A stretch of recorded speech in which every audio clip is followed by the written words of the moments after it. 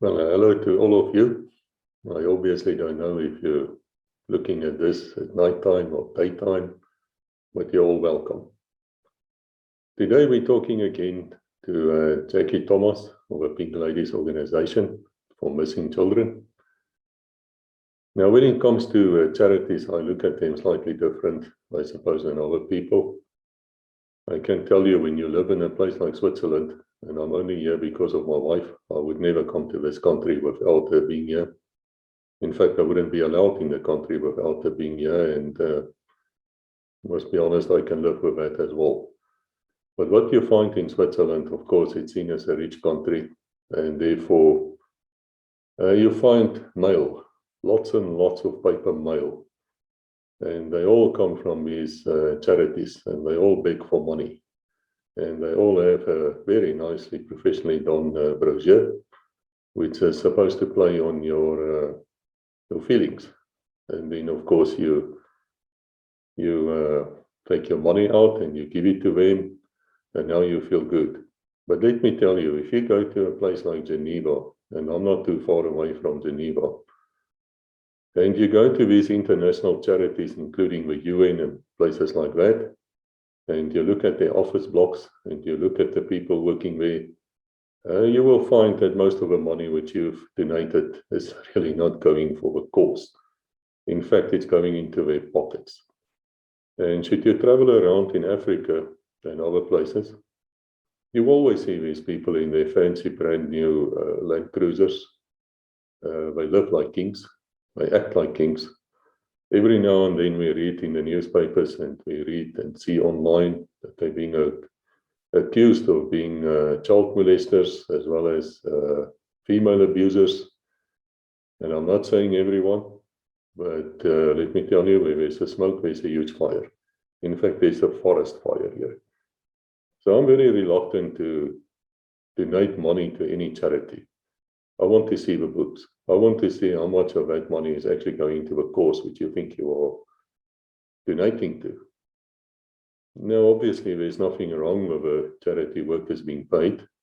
Usually how they do it internationally, they get the young people, they go and do it because they're good people, they're out of their hearts, they get other people to eat for free, and then they just pocket the money.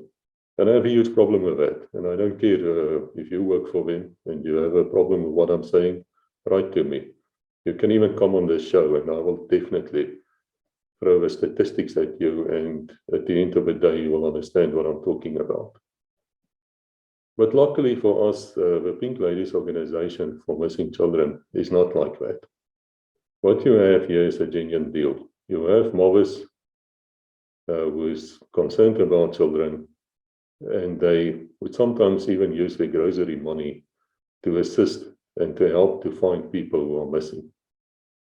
And that's one of the reasons why we have this video sessions with Jakes, to spread the word and to ask you to help and to see what you can do to assist a genuine charity. I would rather have you donate money to genuine charities like the Pink Ladies Organization, where you know that most of the money, by far, if not all, will be used for the cause, than to donate to these other international companies and the other ones out there who is actually just stealing your money. It's a scam. And they should be ashamed of themselves, and they deserve to be called swine.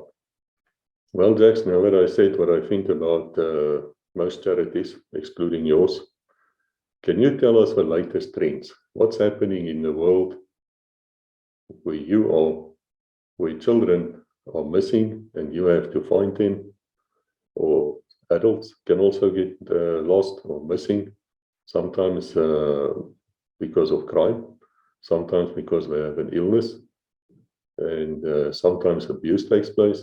It's a really hard job. I really admire you for doing it. So can you tell us, what is the latest trends? What's happening there?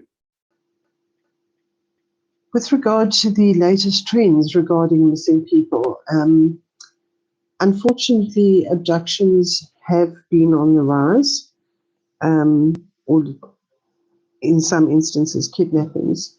And I firmly believe that although there may be a slightly higher incidence of abductions, one has to look at the bigger picture. And that is, with social media, many more of these crimes are publicized. And there is a far greater awareness than there ever has been in our history before. We've also got to look at the fact that demographics and socio-economic factors play a huge role. And given the current unemployment rate, homelessness, poverty, drug and alcoholic abuse, one can hardly be surprised at the coinciding rise in crimes against children, women, and men, and the elderly. So it's really nothing new, I don't believe, but unfortunately it is on the rise. And then, of course, over the past year, with forced lockdowns and so on, with victims of abuse being locked up in homes, essentially, with the perpetrators of the crimes, has led to a rise in these things. And unfortunately, that is just the case. One can only imagine how difficult it is for children at this stage in particular, and women in abusive situations, where children are not going to school for the same amount of time that they previously would. They don't have the same ability to get help. And a lot of it, I believe, may be swept under the carpet, because we all know in cases of abuse, children are more apt to talk about it with their peers and with people outside the family circle. So it may be sweeping a lot of this under the carpet. And we find that extremely, extremely sad. But yes, there are definite trends. There is definitely, or there was about a year ago, quite a rise in kidnappings and ransoms. And one has to there again look at the big picture and realize that people are desperate. And I don't think one can put the criminal in any different box to the rest of the public insofar as desperation and the lack of funds and money goes. And these guys will take advantage of the situation. It's an opportunistic crime. And very often, and I've read about this in the media, and we've had one or two cases where the kidnappers actually demanded the ransom in Bitcoin. So as I've said in previous episodes as well, these guys are not stupid. They're very well educated, not necessarily in all spheres, but in what they do. And as predators who prey on the weak, they will make as much money as they possibly can out of these instances. That said, we've also got to remember that there are a lot of opportunistic people out there who will contact the families of the missing, and even in cases where there hasn't been an abduction or a kidnapping, will demand a ransom. And unfortunately, parents do fall into that trap in desperation of finding their missing child or missing loved one. Will pay these ransoms only to discover later that the people that contact them have absolutely nothing to do with the disappearance of the family member, and that they've been taken for a ride. Wherever you have despair, there will always be somebody ready and willing to make money out of it, unfortunately, and we have to be very wary of that as well.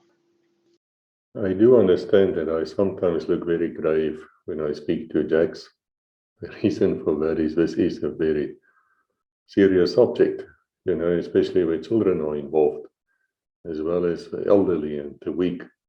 I will also ask all of you to subscribe to this channel or subscribe to Jackie's channel.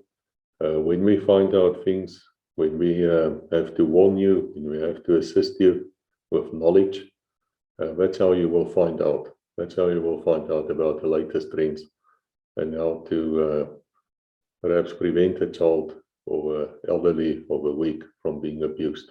It also so happens that our sponsor, George M. James, wrote a book, a very good book, which you can read free of charge. It's called Codename 1 Alpha.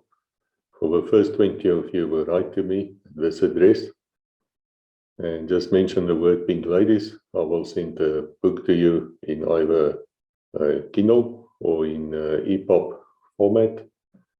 And inside that book, it's almost 600 pages. You will find astonishing figures and facts on the links between human trafficking and terrorism and how they try to combat it in the shadows. And at this high note, I will leave you.